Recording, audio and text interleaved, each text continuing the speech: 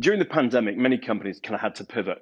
I think we were fortunate in that we were already a very digital company with a lot of kind of cloud-based working. So the shift to moving from home for us was really the case just to saying to the team, remember to take your power supplies home for your laptops, and we'll see you when this is over. But I think the really deep things that have changed were not the operational ones like that. It's been how do we keep a company together? How do we keep team members connected and motivated? How do we help them through the difficulty and the loneliness and isolation, whilst at the same time continuing to drive, our hyper scaling mission? And I think Slack has been absolutely pivotal there. What it's done is enabled team members across the world to continue to share ideas, thoughts, and approaches to delivering our mission in the Octopus way. And for me as a CEO and for our team as leaders, everything from the very large general channels on Slack to the ability that any member of the team can add @Greg to a message and loop me into a conversation has really helped us kind of maintain the very flat, very informal approach that has been core to our success. Amazingly, I think in the last year, by the way, our 1,400 people have sent 28 million Slack messages. And I think that kind of tells you the extent to which we've got this hyper connected community now across many countries, time zones, functions, and operations. People often ask us about culture, and I think I'm an advocate of Peter Drucker, who said, "Culture eats strategy for breakfast."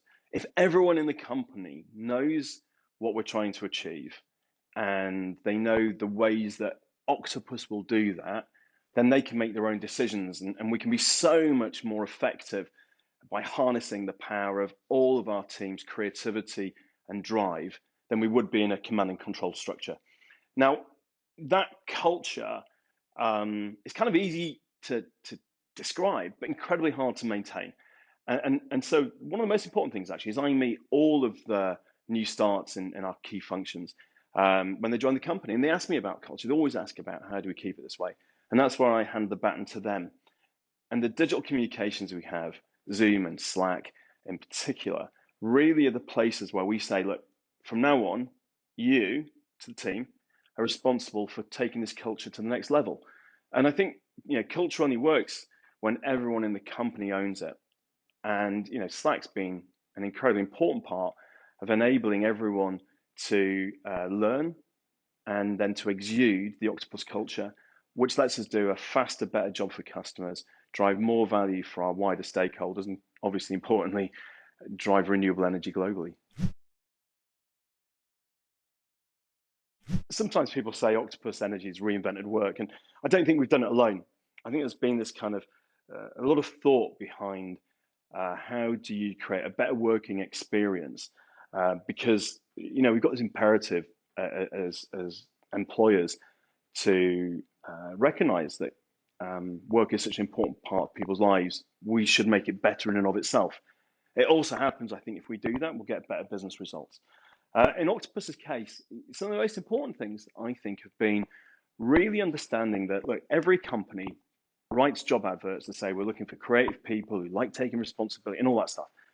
And then people turn up to work, and almost immediately you kind of get rid of the creativity, you drown them in process.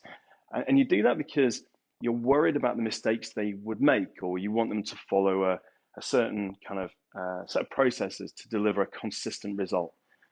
But actually, if we want people to bring the creativity and ingenuity and the whole self to work, then I think what we've got to do is recognize that consistency and lack of failure come at a tremendous price, because we lose the creativity for people to create better solutions.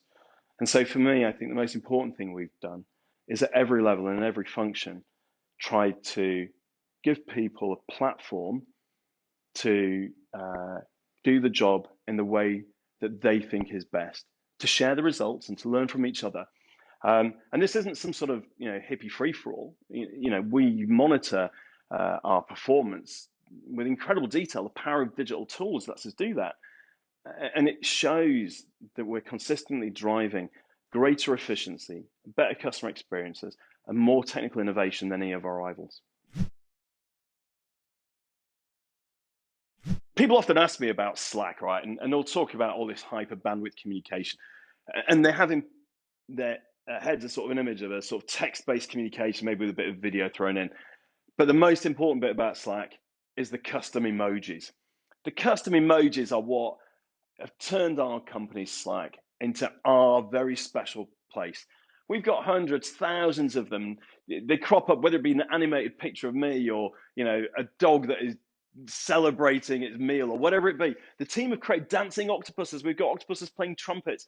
And when people post stuff on Slack, the custom emojis kind of carry the genuine emotions of joy and sadness, of interest, of excitement that I think other ways of communicating digitally just don't do.